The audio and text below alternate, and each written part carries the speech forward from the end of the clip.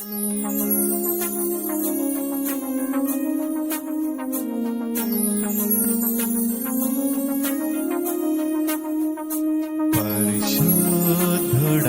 పవిత్రుడా పరలోక పరమ ప్రభు. పరలోక రాజ్యము తమ డ్యూటీలు పట్టుకున్న పెళ్లి కుమారుని ఎదుర్కొంటకు బయలుదేరిన 10 మంది కన్యకలను పోలి ఉన్నది. వీరిలో 5 బుద్ధి లేని వారు, 5 బుద్ధి గలవారు. అంటే నేను అడుగుతున్నాను, కొంచెం 2 సార్లు విన్నవాళ్ళు కొంచెం ఒకసారి మౌనాన్ని పాటిస్తే కొత్త వాళ్ళకి అవకాశం ఇస్తాం. వాళ్ళకి లాస్ట్ వరకు ఇప్పుడే చెప్పేసామంటే వాళ్ళకి అర్థం కాదు కదా. ఒక్కొక్కసారి ఏమనిపిస్తే అంటే మనం అన్నం తింటున్నప్పుడు ముక్కలు కొనే పడ్డాయి అనుకోండి, వింటున్నామమ్మా లాస్ట్లో తినాలనుకుంటా, అప్పుడే లాస్ట్లో తినాలనుకుంటాం, అప్పుడే తినేసేద్దాం అంటాం. అంటే వేసుకోవాలి మళ్ళీ వేసుకోవాలంటే ఉన్నాయని మళ్ళీ వేసుకోవాలంటే అది తినేసి మళ్ళీ పోతాం. లేవి అనుకున్నాం అనుకో, లాస్ట్ ముద్దలు అప్పుడు మంచి మంచి తినాలనుకుంటాం. లాస్ట్ ముద్దలు అప్పుడు కూడా మీకు మంచి మంచిది పెట్టాలని నేను అనుకుంటున్నాను. ఓకేనా? ఇప్పుడు మీకు అడుగుతున్నాను, బుద్ధి గల కన్యకలు అంటే ఎవరు, బుద్ధి లేని కన్యకలు అంటే ఎవరు? అమ్మా, బుద్ధి గల కన్యకలు అంటే ఎవరు, బుద్ధి లేని కన్యకలు అంటే ఎవరు? దీనికంటే ముందు అర్థం కావాలంటే ఒక మాట్లాడతాను. మనిషికి జరగాల్సిన కొన్ని కంపల్సరీ జరుగుతాయమ్మా. 4 సందర్భాలు కంపల్సరీ జరుగుతాయి. ఈ 4 సందర్భాలు కంపల్సరీ ప్రతి పుట్టిన వానికి. ఈ 4 సందర్భాలు ఏం తెలుసా? మనిషి కంపల్సరీ పుడతాడు, మనిషి అనేవాడు చస్తాడు.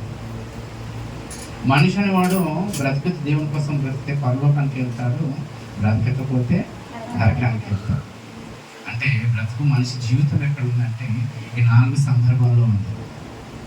ఈ 4 సందర్భాలను ఈరోజు చాలా చర్చిల్లో బోధించడం కరువైపోయింది.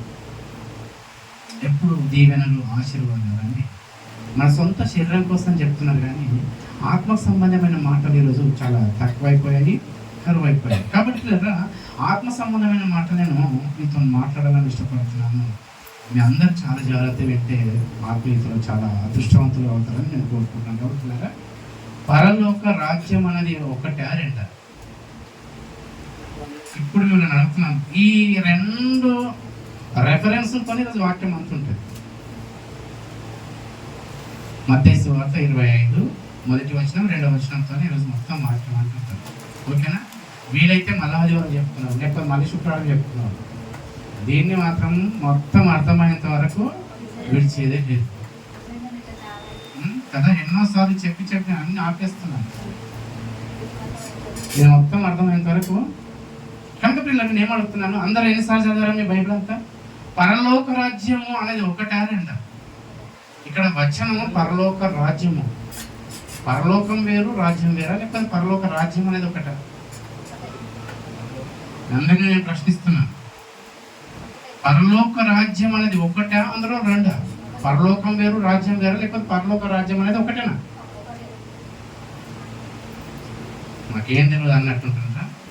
నీకు అర్థం అవ్వడం లేదు. కానీ బైబిల్ చదువుతామండి. ఇప్పుడు పరలోక రాజ్యం అనేది ఒకటే, 2? పరలోక రాజ్యం అనేది నేను చెప్తే ఎలా ఉంటుంది? బైబిల్ అర్థం. నేను మనిషిని కదా, కాబట్టి అందుకనే బైబిల్ చూడాలని అనుకుంటున్నాను. మళ్ళీ ఒకసారి మీకు ఏం చేస్తున్నాను, స్క్రీన్ పైన వేసి పెడుతున్నాను. మీకు వాక్యం చెప్తుంటే చాలామంది బైబిల్ చూస్తారు.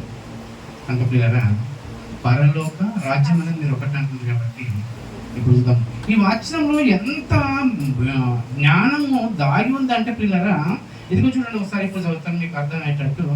పరలోక రాజ్యము తమ డ్యూటీలను పట్టుకొని పెళ్లి కుమారుని ఎదుర్కొన్నటకు బయలుదేరా. అంటే పరలోక రాజ్యము పెళ్లి కుమారుని ఎదుర్కోవడానికి బయలుదేరాలా? పరలోకం ఎక్కడ ఉంది? రాజ్యం, పరలోక రాజ్యం పెళ్లి కుమారుని ఎదుర్కోవాలా? అంటే మనల్ని ఎదుర్కోవడానికి పరలోకానికి ఎందుకు వస్తుందా? మనల్ని ఎదుర్కోవడానికి యేసుప్రభు వస్తాడా? చెప్పాలి మీరు. అన్ని ఇలాంటి వాక్యాలు మీకు ఎప్పుడు ప్రతి ఆదివారము నిజంగా చచ్చిపోయేంత వరకు ఇక్కడ వచ్చే వాక్యం ఏంటంటే మీ ఆత్మీయ జీవితంలో పరలోకానికి వెళ్ళడానికి దగ్గరకు వస్తారు. ఆదివారం వస్తే మానకండి. ఊరు నుంచి కాదు, 1000 కిలోమీటర్లు అయినా ఇక్కడ వచ్చి కూర్చొని వాక్యం విన్నాను. ప్రతి ఆదివారం, ప్రతి శుక్రవారం ఖండితంగా ఎందుకు చెప్తున్నాను కదా, ఇలాంటి వాక్యం వింటే మన ఆత్మీయ జీవితం బాగుపడుతుంది, మన పరలోకానికి వెళ్తామని ఆశతో చెప్తున్నాను అన్నమాట. రాత్రి బైబిల్ చదువుకున్న తర్వాత నిద్ర వస్తుంది. ఎందుకు తెలుసా, నిజంగా ఇంత మరణం ఎందులో దాగుందా, ఇంకా ఆలోచనలు వస్తున్నాయి, చెప్పాలి, వినాలి, నేర్చుకోవాలి, నేర్పించాలి. ఇక్కడ అర్థం ఏమైంది, పరలోక రాజ్యాన్ని మనం ఎదుర్కొంటాం, లేకపోతే పరలోక రాజ్యం మనం వెళ్ళాలా, పరలోక రాజ్యం మనం ఎదుర్కొంటుందా?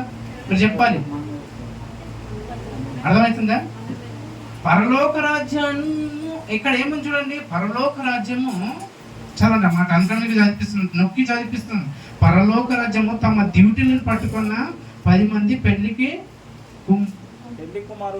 కుమారుడు. అంటే పరలోక రాజ్యం ఎవరి గురించి ఎదుర్కోవడానికి ఉందంటమ్మా? పరలోక రాజ్యం ఎక్కడ ఉంది? మీరు చెప్పండి, పరలోక రాజ్యం ఎక్కడ ఉంది? ఇది కూడా తెలియదా? ఏం పెట్టినారు మన వాక్యం? రాజు అందరు సమాధానం చెప్పాలి, ఎవరు మాట్లాడదు, ఎవరు మౌనంగా ఉండదు, అందరు సమాధానం చెప్పాలి. పరలోక రాజ్యం ఎక్కడ ఉంది చెప్పండి జ్యోతి? మేఘాల పైన. ఎవరు చెప్పారు? పరలోక రాజ్యం. నేనేమంటున్నా అంటే, పరలోక రాజ్యానికి మనం వెళ్ళాలన్నా యేసు ప్రభుని మనం ఎదుర్కోవాలా, లేకపోతే పరలోక రాజ్యం యేసు ప్రభు మనల్ని ఎదుర్కొంటాడా? యేసు ప్రభును మనం ఎదుర్కోవాలి. మరి పరలోక రాజ్యం ఎదుర్కొంటకు పెళ్లి కుమారులు సిద్ధపడి ఉన్నది అంటున్నది. మీకు అర్థం కాదు కదా? మీకు వచ్చిన అంచుకొని కొన్ని మీకు చెప్తుంటే మీకు ముందుకు వెళ్తాం కాబట్టి మత్తయి సువార్త 5వ అధ్యాయం 6వ వచనం. మత్తయి సువార్త 6వ అధ్యాయము. ఇప్పుడు మీకు ఈ వచనం చదివితే కొంచెం క్లారిటీ వస్తుంది. అర్థమైందా? ఈ వచనం చదివితే కొంచెం, అంటే పరలోక రాజ్యం అందరూ ఒకటి అంటున్నారు కదా, ఇక్కడ వస్తే కొంచెం క్లారిటీ వస్తుంది. మత్తయి సువార్త 6వ అధ్యాయము 9వ వచనం చదవంటున్నారా? యేసు ప్రభు శిష్యులకు ప్రార్థన నేర్పిస్తున్నారు. ఈ సందర్భాన్ని మర్చిపోవద్దు. కాబట్టి మీరు ఎలాగో ప్రార్థన చేయండి, పరలోక రాజ్యం కాదు, విడదీసి చదవండి, పరలోకమందున్న మా తండ్రి. అంటే పరలోకంలో దేవుడు ఉన్నాడు, రాజ్యం ఆడలేదు. అర్థమవుతుందా?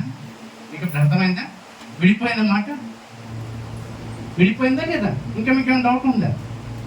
అక్కడనేమో పరలోక రాజ్యం వెళ్ళుటకు 10 మంది బుద్ధి కనకన్నప్పుడు ఎదురు చూస్తున్నారని అక్కడ ఉంది. అంటే పరలోక రాజ్యం అని ఒకటే అని మీరు అన్నారు కదా, ఇక్కడికి వచ్చేలోపు పరలోకమందున్న మా తండ్రి. పరలోకం వేరు, రాజ్యం వేరు. మీకు అందుకని నొక్కి అడిగాను, ఇక్కడ పరలోక రాజ్యం ఒకటా రెండా, వేరు వేరు అని అడిగాను మీకు. అందుకని పరలోకం వేరు, రాజ్యం వేరు. పరలోకం ఎక్కడ ఉంది, రాజ్యం ఎక్కడ ఉంది, ఇది అర్థం కావాలి. పరలోకం ఎక్కడ ఉంది, రాజ్యం ఎక్కడ ఉంది? రాజు ఎవరింతకి ఈ పరలోకానికి? పరలోకం అందున్న మా తండ్రి నామం పరిశుద్ధపరచబడ్డాడు. అంటే రాజ్యానికి రాజు ఎవరు అసలు? యేసుక్రీస్తు అని చెప్తాను. నాకు తెలుసు యేసుక్రీస్తు, నేను కూడా చెప్తాను కాదా, నేనేమిటంటాను, ఉన్నారు కరెక్ట్ చెప్పినప్పుడు నేనెందుకు కాదంటాను? ఇప్పుడు ఆలోచిద్దాం. ఇప్పుడు మీకు విడిపోయిందా లేదా? పరలోకం వేరు, రాజ్యం వేరు. పరలోకంలో అందుకనే మీకు స్క్రీన్ పైన కొంచెం తెలియని వాళ్ళు ఇట్లా రండి అమ్మ, కొంచెం స్క్రీన్ చూడండి. అందుకని మీకు స్క్రీన్ అక్కడ చేశాను. ఏం చేశాను? స్క్రీన్ పైన ఏం కనిపిస్తుంది చూడండి ఒకసారి. కింద ఏం కనిపిస్తున్నది? ఆ రాజ్యం అంటే మనము. మీకు స్క్రీన్ పైన అంత వేసినా కానీ మీకు అర్థం కాలేంటే మీరు ఆలోచించండి. ఎందుకే సంజీవ్, గాలి ఏమన్నా వస్తుందా లేదా?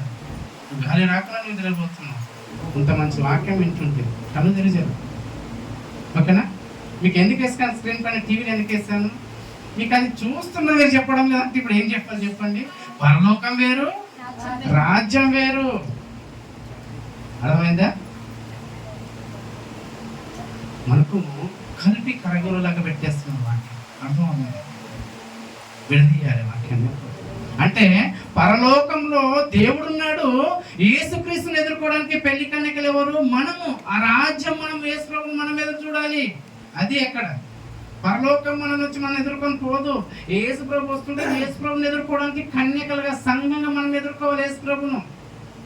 పరలోక రాజ్యం మనం ఎదుర్కోవద్దు, పరలోకం ఎదుర్కోదు. రాజ్యంగా మనము యేసు ప్రభుని ఎదుర్కోవాలి, పెళ్లి కుమారుణ్ణి. బుద్ధి గల కన్యకలు, బుద్ధి లేని కన్యకలు క్రైస్తవం ఎదుర్కోవడానికి సిద్ధంగా ఉన్నారు. మనం అర్థమైందా? ఇది ఇలా విడదీస్తాను. ఎందుకు విడదీస్తానంటే పిల్లరా మీకు అర్థం కావాలని. ఇప్పుడు చూడండి, పరలోకం వేరు, రాజ్యం వేరు. రాజ్యం అంటే ఏంటి? రాజ్యంలో రాజు ఉంటాడు, రాజు కింద సైనికులు ఉంటారు. ఈ రాజు ఎవరు ఇప్పుడు చూద్దామండి బైబిల్. మత్తయి సువార్త. ఒకరోజు అడుగుతున్నారు, ఒక ఆయన పుట్టాడంటే కదా, మీ దేశంలో పుట్టాడంట కదా, ఆయన మేము చూసినప్పుడు మాకు రాజు అనిపిస్తుంది, బాలుడుగా ఉన్నప్పుడే మాకు అనిపిస్తుంది. మత్తయి సువార్త 2వ అధ్యాయం 2వ వచనం.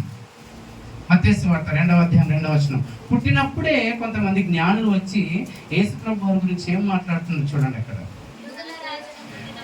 యూదులుగా రాజుగా పుట్టినవాడు ఎక్కడ ఉన్నాడు? తూర్పు దిక్కున ఆయన నక్షత్రం చూచి ఆయన పూజించడానికి వచ్చింది. అంటే వీలైతే రాజుకున్న సందర్భాలు ఏందో మీకు చెప్పాను కదమ్మా. వీలైతే ఎవరో చెప్తానండి రాజు బ్రతికి ఎలా ఉంటుందో. ఈ రాజులు కాదు, కిందున్న రాజులు కాదు, ఓకేనా? నిజమైన రాజు ఎలా బ్రతుకుతారో చెప్తారు వీలైతే, ఓకేనా? అంటే యేసు ప్రభు పుట్టగానే ఏం చెప్తున్నారు వీళ్ళు జ్ఞానులు వచ్చి? రాజు. ఇప్పుడు పుట్టినప్పుడు వీళ్ళు రాజు అన్నారు, మరి పరలోక రాజ్యం అన్నారు కదా. పరలోకం వేరు, ఇప్పుడు మీకు అర్థమైంది లేదా? పరలోకం వేరు, రాజ్యం వేరు. అంటే యేసు ప్రభు ఏం చెప్తున్నా అంటే, ఇప్పుడు పుట్టినప్పుడు కొంతమంది వచ్చి రాజు అన్నారు, ఇప్పుడు చనిపోయేటప్పుడు పుట్టినప్పుడు రాజు అని చెప్పుకున్నారు కదా, మరి చనిపోయేటప్పుడు నేను ఏం చెప్పుకుంటున్నాడు ఒకసారి చూద్దాం.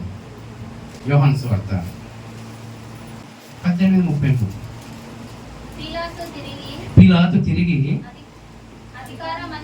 అధికారి మందిరంలో ప్రవేశించి యేసుని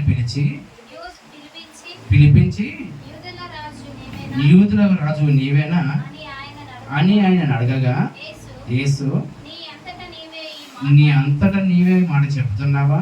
అంటే ఈ రాజుకి అంటే యూదులందరూ ఏమనుకున్నారు, ఈయన యూదులకు రాజు అని చెప్పుకుంటున్నారు, కానీ ఈయన రాజులాగా మాకు అనిపించడం లేదు. అర్థమవుతుందా? ఈయన రాజు అని చెప్పుకుంటున్నాడు. రాజు అయితే ఈ శిక్ష కారణం ఏంది? రాజు అయితే మనుషులను శిక్షిస్తాడు కదా. రాజు అయితే కూర్చు అంటే సింహాసనం పైన కూర్చుంటాడు, మంచి మంచి ఆహారం తింటాడు, మంచి మంచి ఏదైతే తను శరీరానుసారంగా సంతోషపడాలి అవన్నీ సంతోషపడతారు. కానీ నేను సంతోషపడట్లేడు, మామూలు సంతోషపెట్టడం లేదు, ఆయన సంతోషపెట్టడం లేదు. ఈయన రాజు అంటున్నాడు, యూదులకు రాజు అంటున్నాడు. మాకు ఆయన యూదులు, మేము అందరం యూదులేము, కానీ మాకు ఆయన రాజు కాదు అన్నప్పుడు పిలాతు కూడా అంటున్నాడు, వీళ్ళందరూ నేను రాజు అంటున్నారు అంటే యూదులు మనకు తెలుసా, మాకైతే రాజు కాదు అని వాళ్ళు అన్నారు. యేసు ప్రభు అంటే తెలుసా, యూదులు రాజు అని అంటున్నారు. ఇప్పుడు పిలాతు ఏమన్నా యూదులకు రాజు అంటే అవును నీవు అన్నట్టే అన్నారు. ఇప్పుడు కిందికి వచ్చినట్టు చూస్తున్నట్టు 36 వచనం చూడండి పిల్లరా.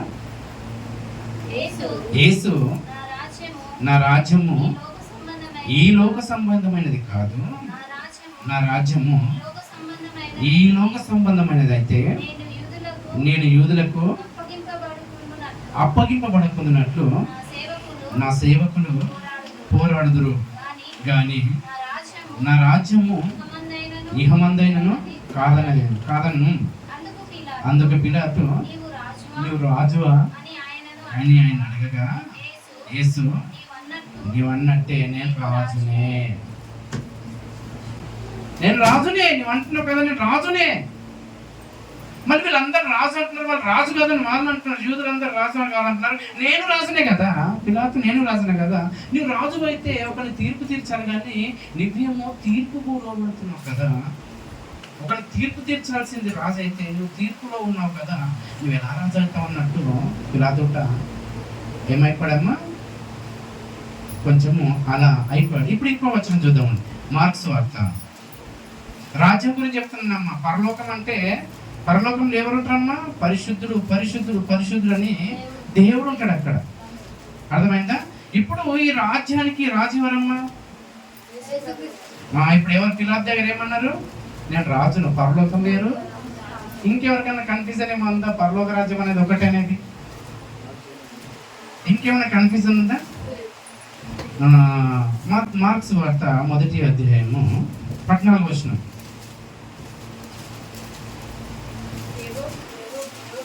యోహాను చెరపట్టబడిన తర్వాత యేసు కాలము సంపూర్ణమై ఉన్నది, దేవుని రాజ్యము సమీపించున్నది మారు మనసు పొంది సువార్తను అంటే దేవుని రాజ్యం ఏం తెలుసా? మారు మనసు పొందడంలో ఈ రాజ్యంలో అందరూ ఏం చేస్తారమ్మా? పాలి భాగస్తులు అవుతారు. అర్థమైందా? మరి పరలోకంలో ఏమేముంది, రాజ్యంలో ఏం చేయాలంటున్నాడు? ఇప్పుడు మళ్ళీ ఒకసారి మత్తయి సువార్త 6వ అధ్యాయం, మత్తయి సువార్త 6వ అధ్యాయం మళ్ళీ 9వ వచనం చదవండి ఇప్పుడు. కాబట్టి మీరు ఇలాగూ ప్రార్థన చేయండి, పరలోకమందున్న మా తండ్రి, నీ నామము, అంటే పరలోకంలో తండ్రి నామం ఎలా ఉంది? పరిశుద్ధంగా ఉంది. ఇప్పుడు చదవండి. పరిశుద్ధపరచబడును గాక, నీ రాజ్యము వచ్చును గాక, నీ చిత్తము పరలోకమందు. అంటే పరలోకంలో ఏముంది? పరిశుద్ధత ఉంది. ఇప్పుడు యేసు ప్రభు రాజుకు వచ్చి నేను చేయాలనుకో తెలుసా? ఈ భూలోకంలో పరిశుద్ధపరచబడాలని వచ్చాడు యేసు ప్రభు. దీనికి రాజు ఎవరు?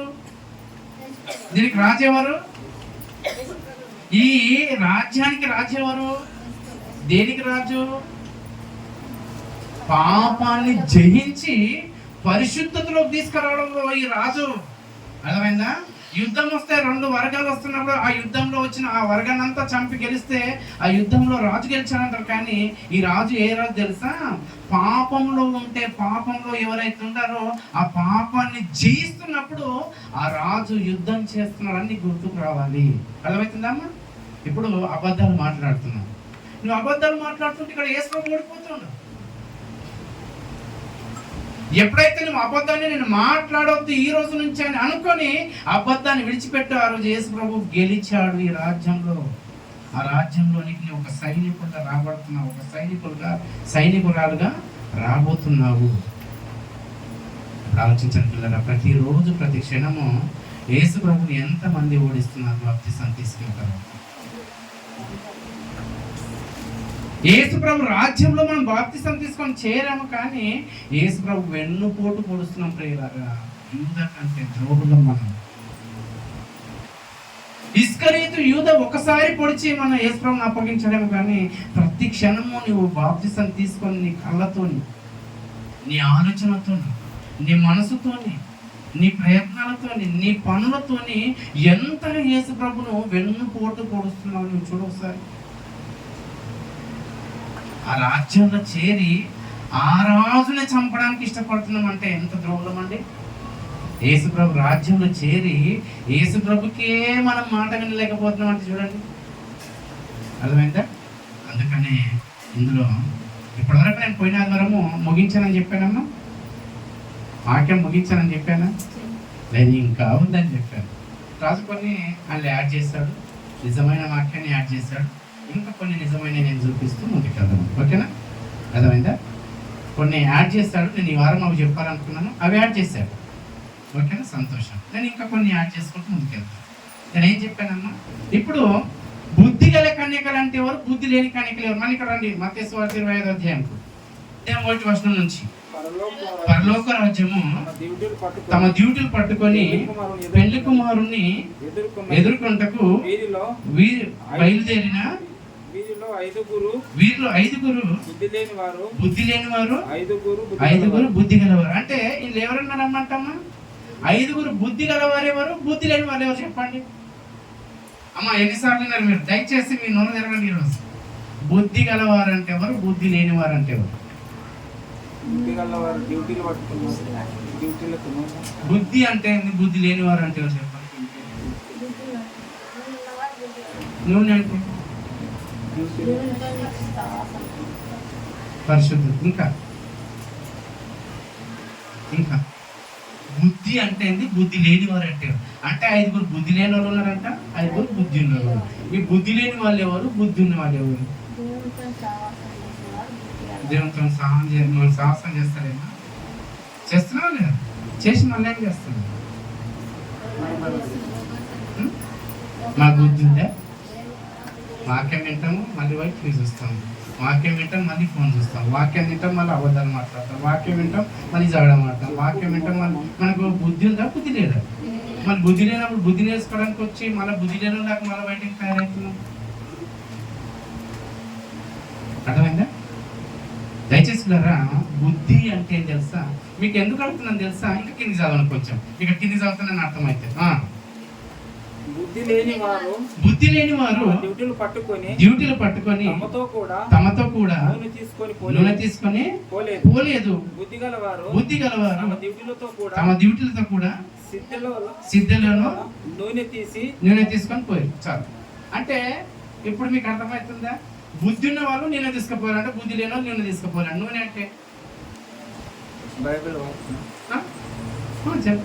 కొంచెం మీరు ఇన్న వాళ్ళు కూడా చెప్పారు, మీరు చెప్తే ఇద్దరు చెప్పాలి ఏమని చెప్తే. అర్థమైందా? నూనె అంటే ఏంది? వినలేదు అమ్మ ఎప్పుడు ఈరోజు నాకు కొత్త చెప్తున్నాను వాక్యం. మీరు ఎప్పుడో ఒకసారి విన్నారు కదా, దాన్ని చెప్పండి, జవాబు చెప్పండి. బైబిల్ బుద్ధి లేని వారు నూనె తీసుకుపోలేరంట, బుద్ధి ఉన్న వారు నూనె తీసుకుపోయారంట. ఇప్పుడు ఈ బుద్ధి లేని వారు ఏమైంది తెలుసా? ఇది రెండవ రాకడ గురించి చెప్తున్నాడు యేసుప్రభు గారు. అర్థమవుతుందా? యేసుప్రభు మొదటి రాకడగా పుట్టిన అంటే ప్రేమ చూపించడానికి వచ్చాడు. రెండవ రాకడగా ఈ వినాశనం చేయడానికి వస్తున్నారు. అప్పుడు ఎదుర్కొంటున్నారంట బుద్ధి గల కన్యకలు, డ్యూటీలు పట్టుకొని ఎదుర్కొంటున్నారంట. డ్యూటీలు అంటే ఏం చెప్పండి? ఇప్పుడు చెప్పండి, ఇక మీరు చెప్పండి. ఇక డ్యూటీలు ఆత్మానుసారమైన జీవితం అంటే ఇలా మనము అన్నిటి ఒకటి చెప్పేస్తాం చూడు, మనకు అర్థం కాదు. దాన్ని విడదీస్తే మనకు అర్థం. డ్యూటీలు అంటే ఏం చెప్పండి? వెలుగేం చేస్తుంది? ఇప్పుడు అర్థమవుతుంది. వెలుగేం చేస్తుంది? దారి చూపిస్తుంది. అంటే డ్యూటీ అనగానే ఏం తెలుసా? మనం దారి చూపిస్తుంది. ఆ వెలుగేం చేస్తుంది తెలుసా? నేను గుంతలు పడకుండా, నేను ఏది తొక్కకుండా, నువ్వు ఏదానికి గుద్దుకోకుండా. ఇప్పుడు లైట్లు బంద్ అయిపోయింది అనుకో, కరెంట్ వెళ్ళిపోయింది అనుకో, రాత్రిలో ఇంటి నుంచి ఇంటికి వెళ్ళాలంటే భయం అనిపిస్తుంది. ఏ కూడా గుద్దుకుంటాము, ఏమింటుందో కింద పడతాము.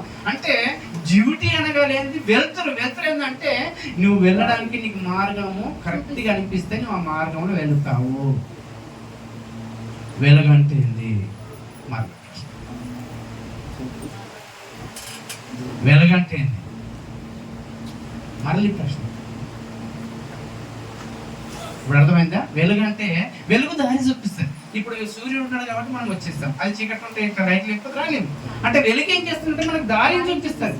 అంటే ఇప్పుడు ఈ దారి బైబిల్ ఈ వెలుగు ప్రకారంగా మన దేహాన్ని కాపాడుకుంటే, ఆత్మీయతలో మనం వెలుగు అంటే ఈ ఆత్మీయతలో వెలుగులో మనం వెళ్ళాలంటే ఆ వెలుగు ఏంది?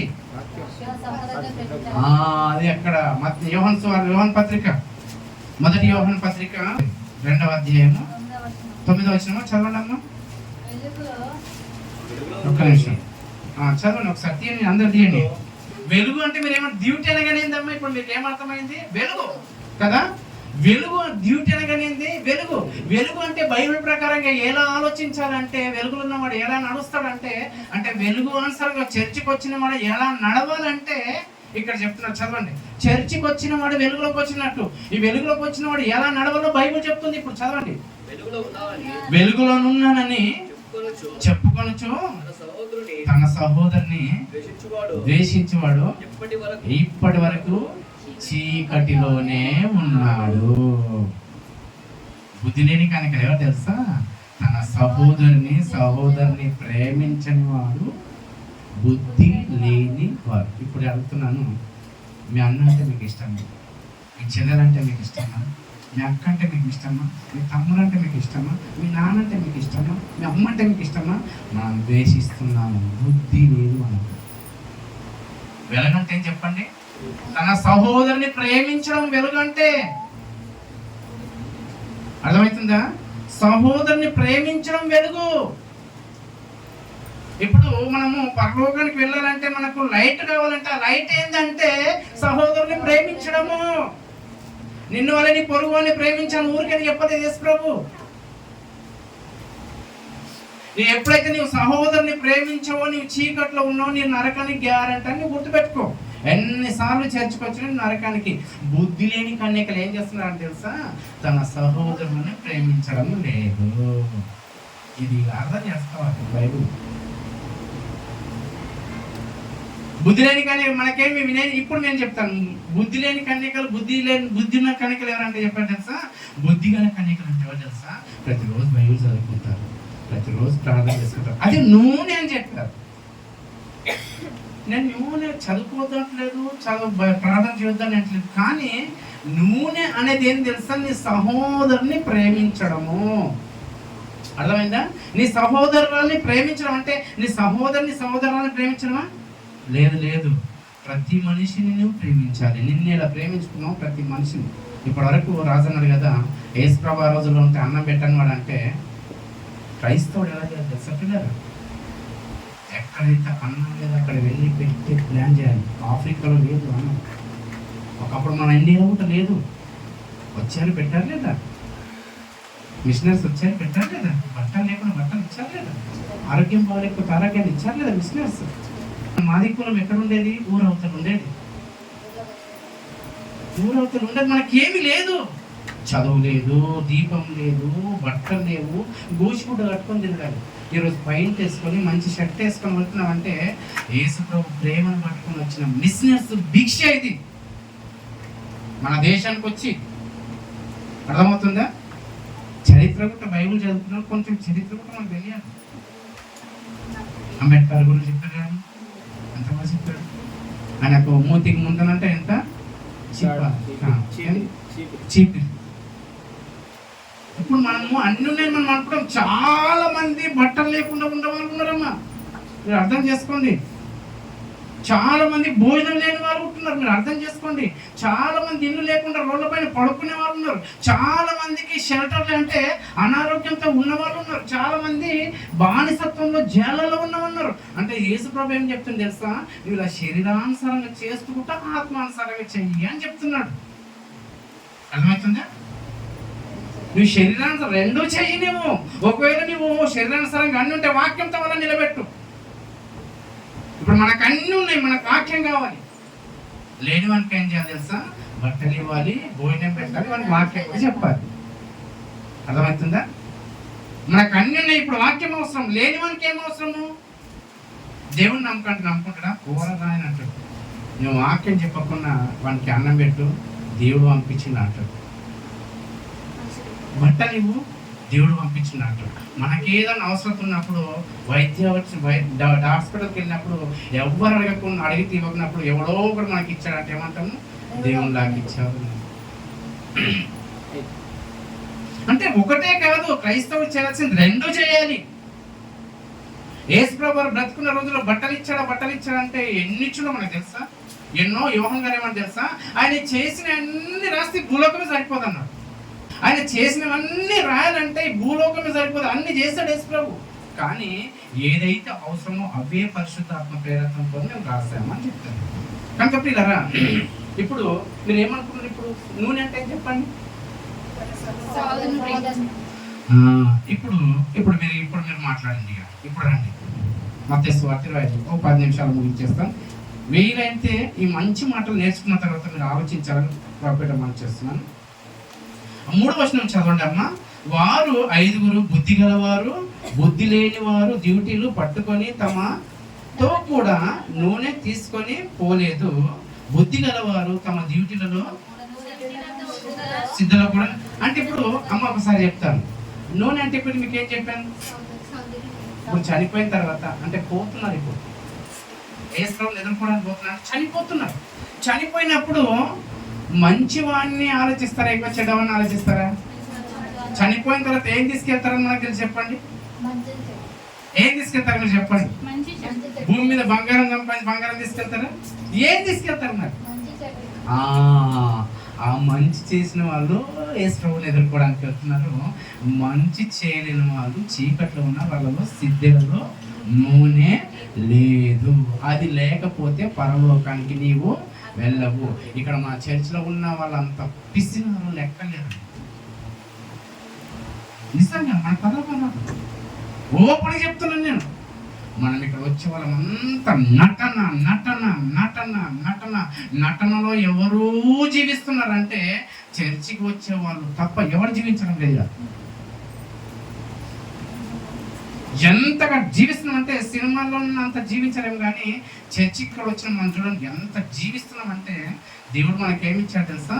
పాపంలో ఆస్కార్ అవార్డు ఇచ్చేసారు. మనం అవార్డు ఇచ్చేసారమ్మా, ఆస్కార్ అవార్డు ఇచ్చేసారు. మనకు పరలోక ఆస్కారం వాడు ఇచ్చేసారంటే మనం పరలోకం వెళ్తాం కాదు, నరకం కన్ఫర్మ్ అని చెప్పి గుర్తుపెట్టుకోండి అని చెప్తున్నాడు. నరకం మన కన్ఫర్మ్ అని గుర్తుపెట్టు. అంటే బుద్ధిలే నూనెను తీసుకువెళ్ళిన వారు పరలోకానికి వెళ్ళారంట. నూనె లేని వాళ్ళే అంటే పరలోకానికి వెళ్ళాల్సిన ఏం చెప్పండి? నూనె పట్టుకొని వెళ్తావా? బైబిల్ చదువుకుంటూ వెళ్తావా? ప్రార్థన చేసుకుంటూ వెళ్తావా? బైబిల్ చదవద్దు అంటలేదు, ప్రార్థన చేయొద్దు అంటలేదు, కానీ బైబిల్ చదివి ప్రార్థన చేసిన కానీ నీ క్రియలు లేకపోతే నువ్వు పరలోకానికి వెళ్ళవు. అర్థమైందా? నీ క్రియలు కావాలి యేసు ప్రభుకు. నీ చదువుకున్నది ఒక విధంగా అయితే, నువ్వు ప్రార్థన చేసింది ఒక విధంగా అయితే, క్రియలు లేని విశ్వాసము వృద్ధము, చచ్చిపోతుంది అంట. అందుకనే ఇట్లా చదవండి, ఇప్పుడు కంటిన్యూ చదవండి అమ్మా. పరలోక రాజ్యము 10 మంది తమ డ్యూటీలు పట్టుకొని పెళ్లి కుమారుణ్ణి ఎదుర్కొంటకు బయలుదేరిన 10 మంది కన్యకలను పోలి ఉన్నది. వీరిలో 5 బుద్ధి లేనివారు, 5 బుద్ధి గలవారు. బుద్ధి లేనివారు తమ డ్యూటీలను నూనె పట్టుకొని, తమ డ్యూటీలు పట్టుకొని తమతో కూడా నూనె బుద్ధి లేని వారు నూనె తీసుకోవాలంటే చనిపోయిన తర్వాత వీళ్ళు ఎవరికి హెల్ప్ చేయలేదు. నువ్వు హెల్ప్ ఎవరికి చేయలేవు అనుకో, నువ్వు నరకమే గుర్తుపెట్టుకో. నూనె అంటే ఏంటి? చదవండి ఇంకా. బుద్ధి గలవారు తమ డ్యూటీలను కూడా సిద్ధిలలో నూనె తీసుకొని పోయి పెళ్లి కుమారుడు ఆలస్యం చేయగా వారందరూ ఉనికి నిద్రించారు. అంటే ఇప్పుడు ఒకటి చెప్తుంటారమ్మా, యేసు ప్రభు ఎప్పుడు వస్తారని ఒక సీక్రెట్ ఇస్తున్నారు. యేసు ప్రభు ఎప్పుడు వస్తారు చెప్పండి అమ్మా. ఇక్కడ మనం బైబిల్లో అయితే క్లూ ఇచ్చిస్తున్నాడు, ఎప్పుడు వస్తాడో చెప్తున్నాడు. ఇక్కడ అర్ధరాత్రి మనం మంచి నిద్రలు ఉంటాం చేయడం ఒక క్లూ ఇచ్చాడు. కునికి నిద్రపోయారంట. ఎప్పుడు వస్తున్నాడంటే పెళ్లి కుమారుడు అర్ధరాత్రి వస్తున్నాడంట. అర్ధరాత్రి ఎప్పుడు? జనమేళకత నుండి అప్పటి వరకు బైబిల్ చదువుకొని ప్రేయర్ చేయండి. ఉదయం నుంచి పని చేసి వచ్చాము, పని చేయకపోతే దేవుడు పెడతారు అనుకోకుండా, చచ్చిపోయిన తర్వాత నరకం చేస్తారు. కాలని అక్కడ మేము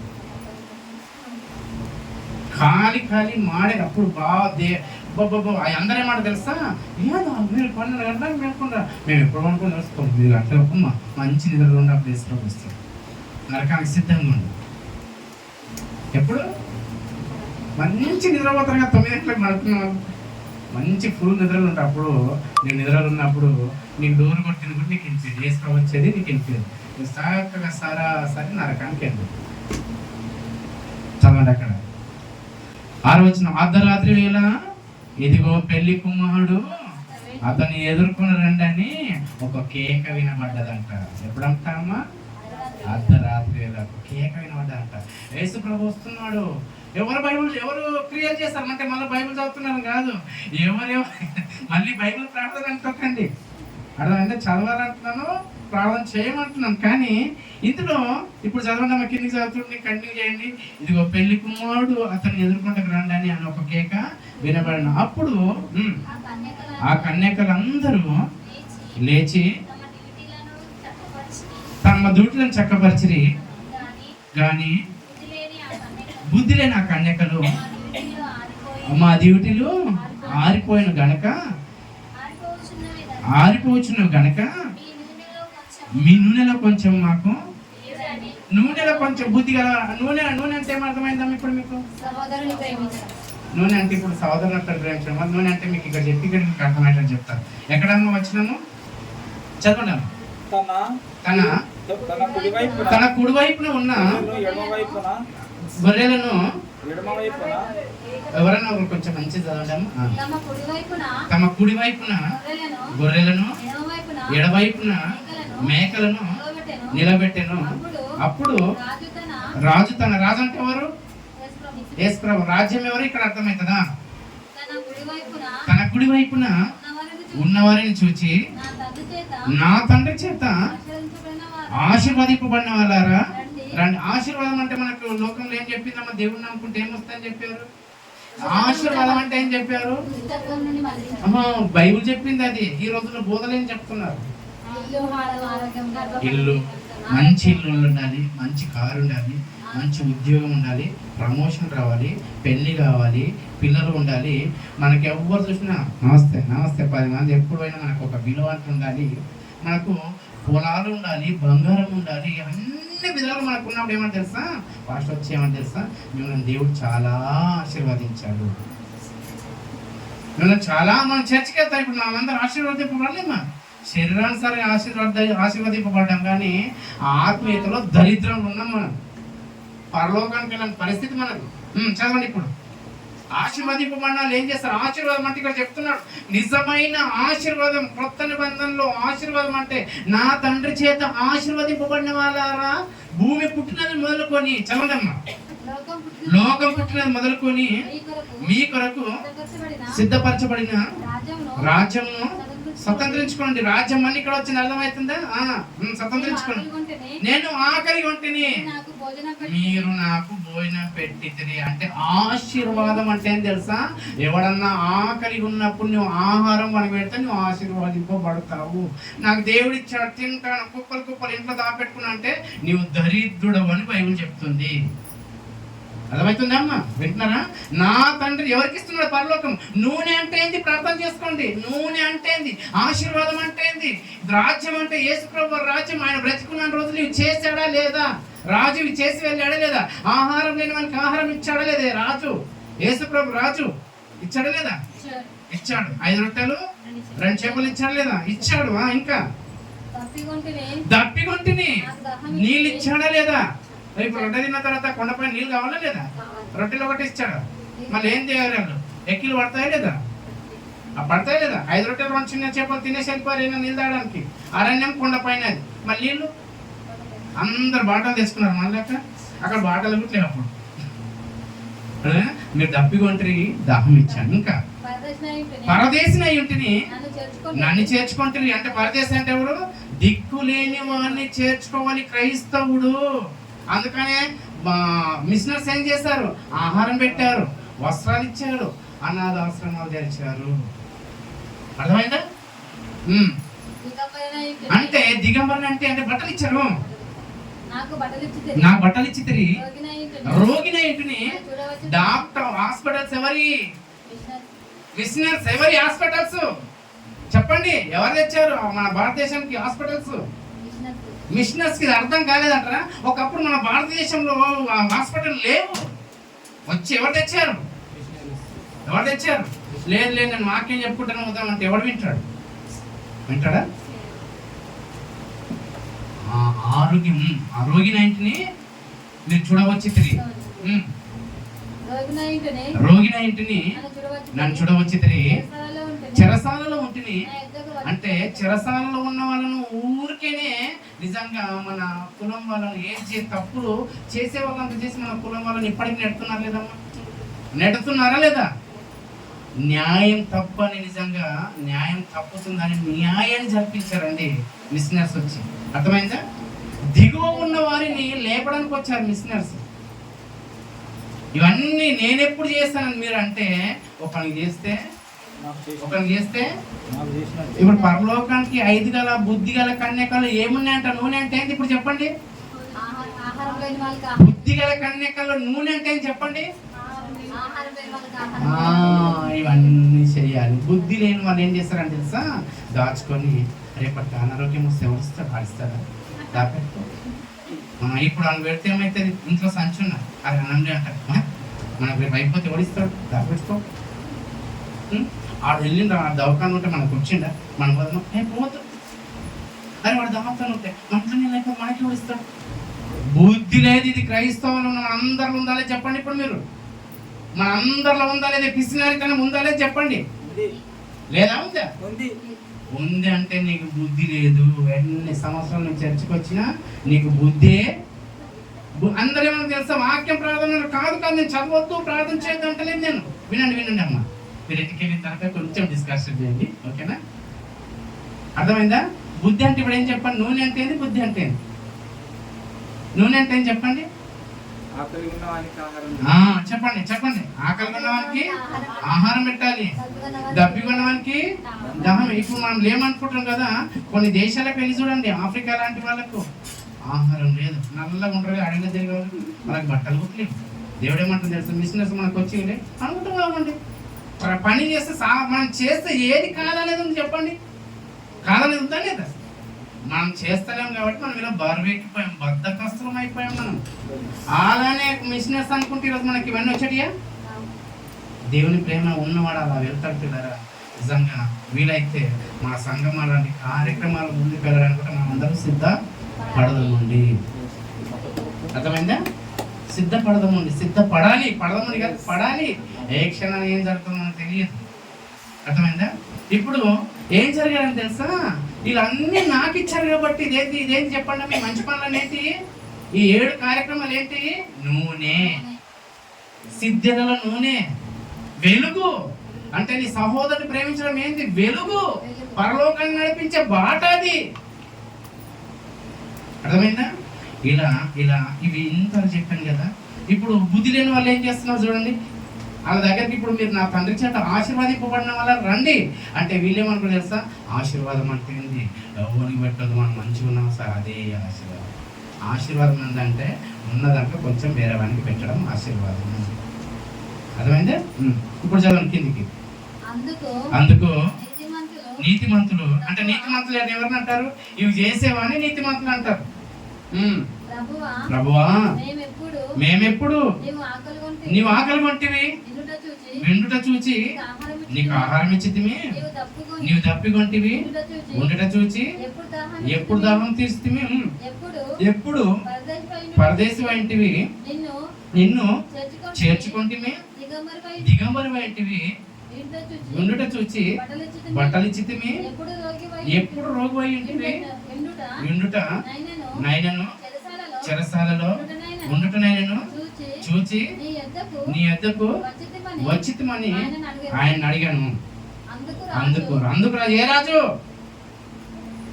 చెప్పండి. ఇప్పుడు ఈ పనులు చేసే వాళ్ళకు రాజు అయినా, ఏ పనులు చేసే వాళ్ళకు? ఈ పనులు చేసే వాళ్ళకు రాజు, ఈ పనులకు రాజ్యం ఇది. ఈ రాజ్యానికి రాజు అయినా ఈ చేసే వాళ్ళందరూ రాజ్యంలో ఉంటారు. బాప్తిసం తీసుకున్న వాళ్ళందరూ ఈ రాజ్యం, ఈ పనులు చేయాలి. అర్థమైందా? బాప్తిసం తీసుకున్న వాళ్ళందరూ ఈ పనులు చేయాలి. ఈ పనులు చేస్తే నువ్వు రాజ్యంలో ఉంటావు. మనకు రాజు యేసు ప్రభు. ఆ రాజు చేశాడంటే ఇవన్నీ చేసి వెళ్ళాడు ఆ రాజు. అర్థమైందా? అందుకు రాజు మిక్కిలి అల్పులైన ఈ నా సహోదరులలో ఒకరికి మీరు చేసిరు కనుక నాకు చేసిరని నిశ్చయంగా మీతో చెప్పుచున్నానని. అంటే ఎవరితో అన్నాడమ్మా? నూనె, వెలుగు, డ్యూటీలు పట్టుకున్న సిద్ధలలో నూనె ఉన్న వాళ్ళంటే ఎవరు? ఇది అన్నమాట. అర్థమైందా? సిద్ధలలో నూనె అంటే ఏంటి? బుద్ధి గలవారంటే ఎవరు? ఈ 7 పనులు చేసేవాళ్ళు. ఇప్పుడు బుద్ధిలో సిద్ధలో నూనె లేని వారు, బుద్ధి లేని వారు ఎవరు? ఇప్పుడు చెప్తున్నారు చదవండి. అప్పుడు ఆయన ఎడమ వైపున ముందవారిని చూసి, శపింపబడిన వాళ్ళారా, నన్ను విడిచి అపవాదికి వాని దూతలకు సిద్ధపరచబడిన నిత్య అగ్నిలోనికి పోండి. ఇప్పుడు చెప్తున్నారు కిందికి. మేమెందుకు పోవాలి? నేను ఆకలి కొంటిని, మీరు నాకు భోజనం పెట్టారు. దప్పికొంటిని, మీరు నాకు దాహం ఇవ్వలేదు. పరదేశిన ఇంటిని, మీరు నన్ను చేర్చుకోలేదు. దిగంబరిన ఇంటిని, మీరు నాకు బట్టలు ఇవ్వలేదు. రోగినై చెరసాలలో ఉంటేనే మీరు నన్ను చూడరాలేదని చెప్పాను. అందుకు వీళ్ళకి నరకంలో వేశాడు. అంతేనా? ఇదేంటేమన్నా బైబిల్కి ఏమైనా ఉన్నట్టు ఉంది? ఏమైనా కలిపామో ఏమైనా తీసారా? కలిపిన వారు ఎవరు చెప్పండి? వాక్యాన్ని, ప్రార్థన నూనెతో పోల్చారు, వాళ్ళు కలిపారు. అర్థమైందమ్మా? వింటున్నారా? ఒక వాక్యాన్ని కలపొద్దని దేవుడు చెప్పినప్పుడు ఎందుకు కలిపాము? అర్థమైనా? ఒకటి ఎందుకు తీసేసావు అంటే ఈ మాటలు చెప్పకుండా, ఏ మాటలు ఎందుకు తీసేసావు నీ ఆత్మీయ జీవితంలో? సంఘానికి చెప్పకుండా అర్థమైందా? సంఘానికి మాటలు చెప్పకుండా ఎందుకు తీసేస్తావు అంటే, ఈ మాటలు చెప్పిన వాడు ఈ లోకానుసారంగా మంచిగా ఉంటారు, ఈ వాక్యాలు చెప్పే వాళ్ళందరూ మంచిగా ఉంటారు, కానీ వాళ్ళకు నరకం మాత్రం పోల్చి ఉందని మీరు అర్థం చేసుకోవాలి అంతే. అర్థమైతే వాళ్ళ శరీరానుసారంగా మంచిగా ఉంటారు, కానీ ఆత్మానుసారంగా వాక్యాన్ని తెలియని వాడు పాడవుతాడు, సంఘాన్ని పాడు చేస్తాడు. ఇప్పుడు ఉపదేశకాండము 8వ అధ్యాయము 3వ వచనం చదువుదాము.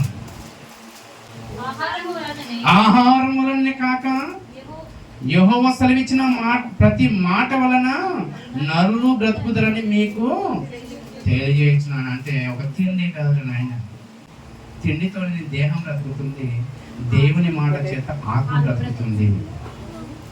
అర్థమైందా? అర్థమైందా అమ్మా? అంటే ఇవన్నీ నేను ఈ వారం చెప్దామని తీసి పెట్టుకున్నాను, రాసుకొని చెప్పేశాడు. ఓకేనా?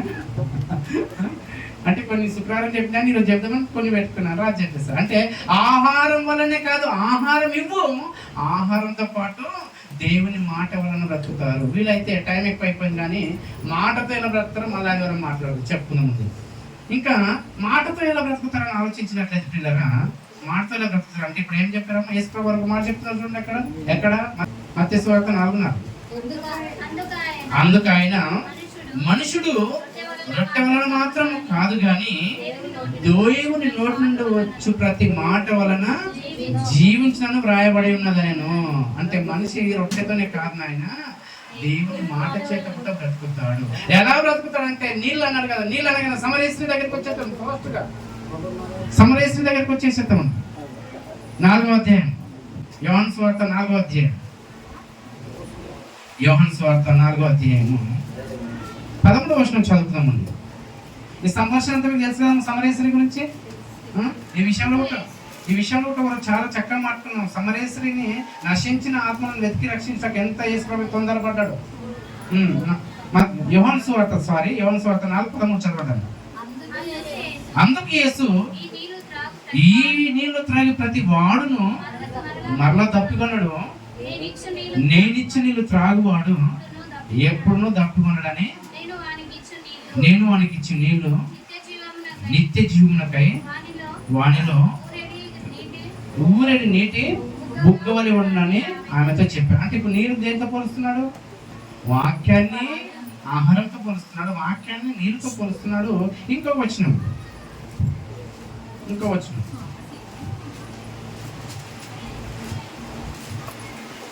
కొలస్సీలకు రాసిన పత్రిక 3వ అధ్యాయము 12వ వచనం. కొలస్సీలకు రాసిన పత్రిక 3వ అధ్యాయం 12వ వచనం.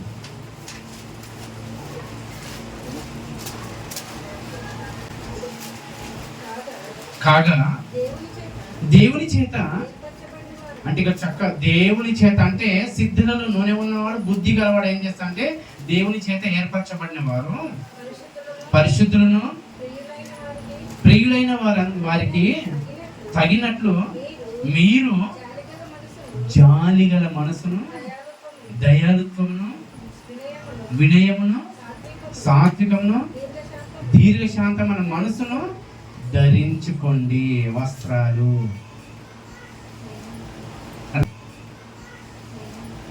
అర్థమవుతుంది. వస్త్రాలు అంటే ఏంటి? ఆత్మీయతకు. అంటే వస్త్రాలు అంటే ఏంటి? ఆత్మీయత. వస్త్రాలు అంటే ఏంటి? ఏందమ్మా? పరిశుద్ధతయు, జాలిగల మనసును, దయాళుత్వమును, వినయమును, స్వాత్వికమును, దీన మనసును ధరించుకోండి. వస్త్రాలు ధరించుకోండి. వస్త్రాలు అనగా మనం బట్టలు అనుకుంటాం. ఆ బట్టలు ఇవ్వాలి, ఇవి కూడా ధరించాలి. అంటే ఇవన్నీ లేని మనకి మనం ఇవ్వాలి. ఏమి ఇవ్వాలి? పరిశుద్ధత ఇవ్వాలి. ఇంకేంటమ్మా? జాలిగల మనసు ఇవ్వాలి. ఇంకేమివ్వాలి? దయాళుత్వం ఇవ్వాలి, వినయం ఇవ్వాలి, సాత్వికము, దీర్ఘశాంతం, ఇవన్నీ మనం ఇవ్వాలి. వాక్యంతో పాటు ఇవన్నీ ఇవ్వాలి. మనం నేర్చుకొని. పాపం మనలో ఉంది కదా, పాపాన్ని తీసుకోవడానికి వేసుకోవచ్చు. పాపం మనదేలా కడగబడదు, ఇంకొని కూడా పాపం తీసుకోవడానికి ఇవన్నీ చేస్తే కానీ మనకు నిత్య జీవము, అంటే బుద్ధి కలకని పరలోక. ఇప్పుడు మీకు 2 నిమిషాలు ముగించేస్తారు. పరలోక రాజ్యం అంటే 2 పదాలు వేరు ఒకటే. మేము ఇప్పటివరకు ఏం విన్నాము? ఒకటే విన్నాం కదా. పరలోక రాజ్యం అంటే ఒకటే విన్నాం ఈరోజు వాక్యానుసారంగా ఏమని తెలుసుకున్నామమ్మా? వేరు వేరు వేరు. పరలోకం వేరు, రాజ్యం వేరు. పరలోకంలో దేవుడు ఉంటాడు, ఈ రాజ్యంలో యేసుప్రభు ఉంటాడు. ఈ రాజ్యానికి రాజు ఎవరంటే యేసుప్రభు. యేసుప్రభు రాజు ఏం చేస్తాడు? ఆ రాజు బాటలో నడవాలంటే ఆకలి ఉన్నవానికి ఆహారం ఇచ్చాడు, దప్పి ఉన్నవానికి దహాన్ని ఇచ్చాడు. అంటే ఈ 7 కార్యక్రమాలు ఈ రాజు చేస్తాడు. ఆ రాజు అందుకని పరలోకానికి వెళ్ళాడు. ఆ రాజును నమ్ముకున్న మనం ఏం చేయాలి? ఈ 7 చేయాలి. అంటే ఈ 7 చేసేవాడిని దేంతో పోల్చారు తెలుసా? బుద్ధిగల కన్యకలు. బుద్ధిగల కన్యకలు ఏం చేస్తారంటే ఆశీర్వదింపబడతారు. ఆశీర్వాదం అంటే ఏంది? 7 కార్యక్రమాలు చేస్తారు. వెలుగు అంటే ఏంది? డ్యూటీలు అంటే ఏంది? వెలుగు. వెలుగు అంటే ఏంది? సహోదరులు ప్రేమించడం. అంటే ఇలా చక్కగా ఒక్కొక్కటి చదువుకుంటూ ఎంత బాగుంది చూడండి. నిజంగా దాంట్లో ఏదన్నా మిస్టేక్ అన్నట్టు ఏమైనా కనిపిస్తుందా? ఏదైనా పక్కకు దారి తొలగిపోయినట్టు ఏమైనా కనిపిస్తుందా? దయచేసి పిల్లరా, ఇంతటి చక్కటి జ్ఞానం మన సంఘానికి దేవుడు ఇస్తున్నాడు. పరిశుద్ధాత్మ చేత దేవుడు మనతో మాట్లాడుతున్నాడు. ఎంత మంచి మాటలు విన్న తర్వాత మనం నిర్లక్ష్యం చేశామా? అర్థమైందా పిల్లరా? ఇంత మాటలు విన్న తర్వాత ఈ పనులు చేయడానికి వెనుకబాటు పడ్డామా? ఎగ్జామ్ పేపర్ ముందు పెట్టుకొని రాయలేని ఫెయిల్ అయినా దద్దమ్మలం అవుతాము.